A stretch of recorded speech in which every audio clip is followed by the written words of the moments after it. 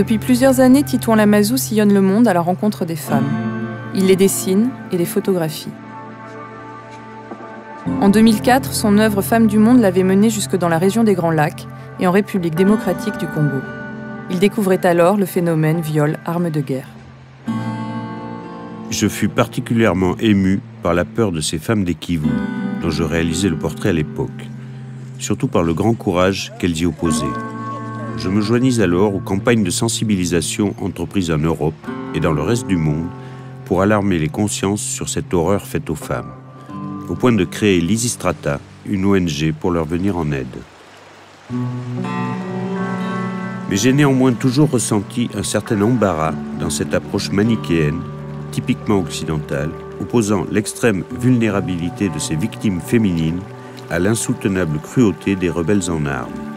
Ce qui est une réalité certes, mais qui occulte peut-être la recherche des causes mêmes de ces violences, passant également sous silence le sort des hommes victimes des groupes armés au même titre que leurs compagnes. Au printemps 2011, Titouan retourne dans la région des Grands Lacs. Je décide de l'accompagner.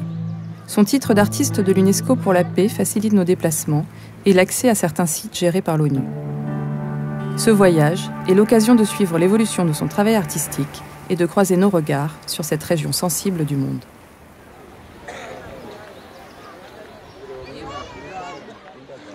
En presque 20 ans, les guerres du Kivu ont fait 5 à 6 millions de morts. Les déplacés internes et les réfugiés se dénombrent avec la même précision, au million près.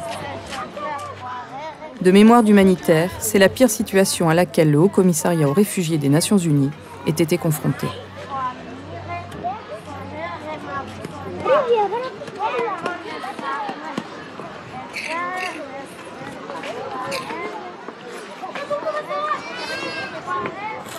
Le camp de Bihito est la première étape de notre voyage.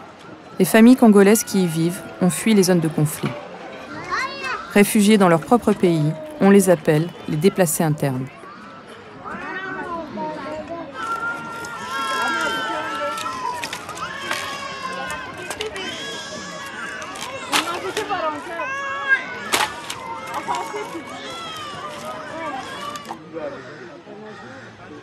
Le dessin me permet d'aborder les femmes de façon douce. Tout le monde peut voir ce que je fais.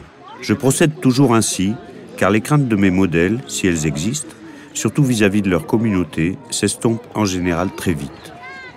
Tout le monde veut son portrait au bout du compte, ce qui désinhibe et valorise généralement mes modèles. Cette approche lente me donne le temps nécessaire pour m'imprégner du lieu et de ses habitants, de nous apprivoiser réciproquement, avant de mettre en scène mes grandes photographies. Tu vois, pour la photo, voilà, ce sera une fresque comme les vieilles affiches qu'on accrochait dans les classes où on explique tout ce qui se passe dans le camp, tous les métiers que font les femmes, qui font quasiment tous les métiers d'ailleurs. Voilà.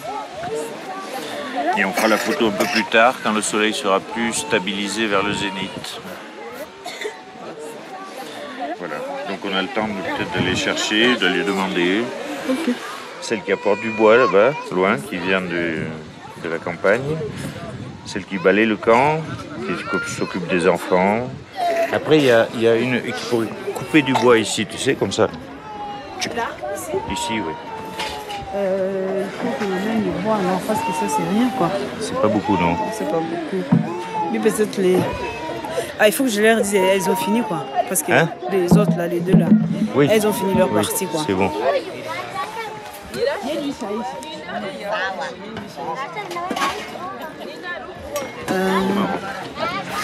Donc, le bois, beaucoup de l'eau et le bois. Alors là, j'avais... l'eau.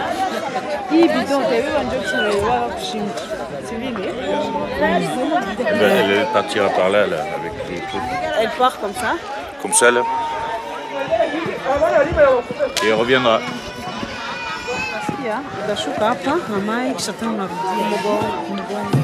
Elle arrive.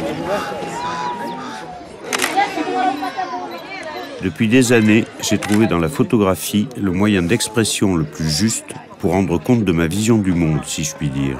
Du moins d'exprimer et de donner à voir mon impression intuitive de celui-ci.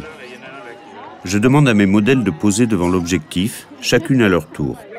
Et de retour à l'atelier, je reconstitue tous ces instants, des centaines de clichés, dans une même et grande photographie, où chaque détail, chaque regard, alliés l'un à l'autre, recompose la fresque de ma vue. Paradoxalement, à la notion d'instantané qui caractérise la photographie, s'ajoute celle de la durée.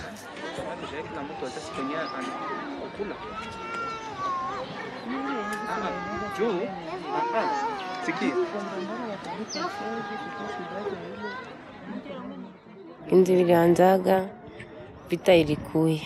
Wakati nafika watu wakasema mkimbie wanaenda waua. Unasikia masasi kule, unasikia kwenye wanakata mtu, unaanza sasa shiduka. Wewe toka. Lete makuta au tukuue. Kama uko na makuta unapapatia, juu hautabakia na kitu, hata na ngombe hata na nini vyote walibebeka kama mingine. Na makuku, na makuta zote, na makururu. Tukatoka kule kwenye tulikuwaka, kuko mwenzangu walikuwa wanamkata mguu na mkono. Ndio tukaingia mkambi, tukaishi pale.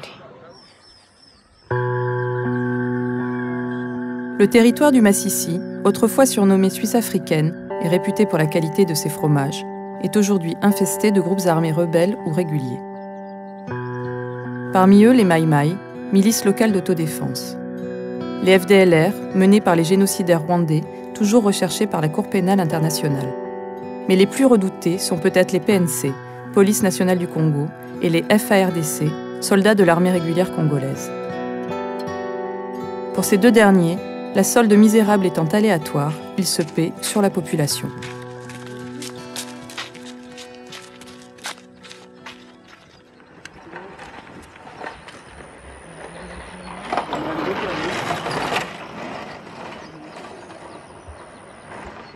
Wakati nilikuwa naenda bahemelea kule Ruhinzi, njoo nikapata ile shida. Nikakutana na basoda. Njoo wakaniuliza, "We mama unatoka wapi?" Nikamwambia mimi natoka Hemelea watoto yangu. Hatupendi upite hapa. Akanipiga fimbo mbili, kaanguka chini, na ile mzigo ikaponyoka. Njoo akasema mimi naenda kulala. Mbone baba yangu, sina cha kukupatia, unisaidie uniache hulu. Hapana, sitakuitikia. Mimi enda kulala tu. Nikakufa oga ya mingi, nikatetemeka, ndio mwenye nilinalaka. Lakini alikuwa anavala teni ya gouvernement.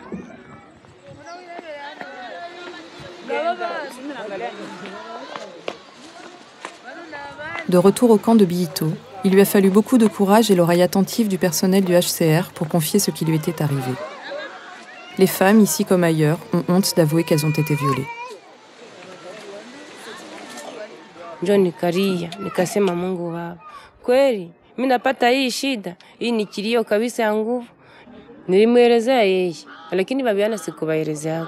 Shuni niambia afie dada usiende ile njia tena. Niko na boga bale babiana. Kusema mama bali mulala kule kunjia. Hawataenda watafuta lakini nao watakuwa na shida. Kumbe mama naenda kufa jua sida. Maana wataniogopa.